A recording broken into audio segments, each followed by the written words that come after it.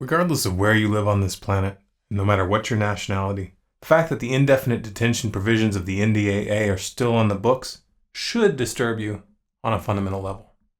If not, give it 3 minutes.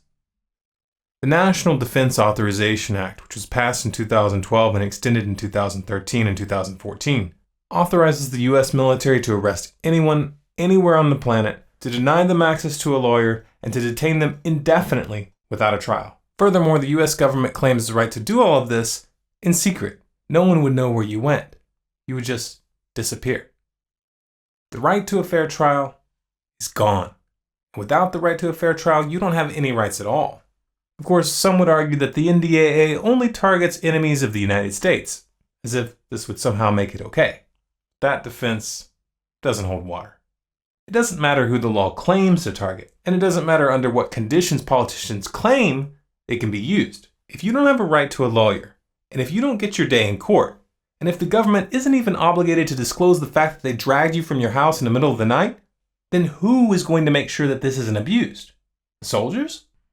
The politicians? Come on. The power to make someone disappear without a trial is the power to make up any excuse that's convenient. Evidence is only needed when you have to prove your case in court. That's why we have courts. The protections codified in the Constitution were put there for a reason.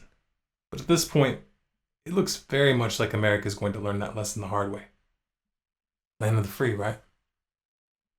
You can put your hand over your heart, celebrate something that no longer exists, or you can be honest with yourself. That might be a bit painful. No one wants to believe that their kids are going to live under a military dictatorship. No one wants to see this coming. So most people put their head in the sand and do their best not to think about it. Those who don't always begin with one question.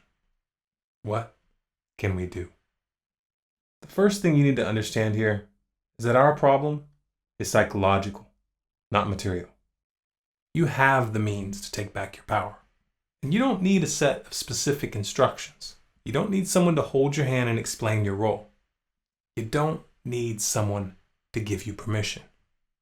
What you need is to turn off your TV, turn off your radio, put down the iPad, and ask yourself if you're going to be able to look your grandchildren in the eyes and tell them honestly that you did everything in your power to turn this around.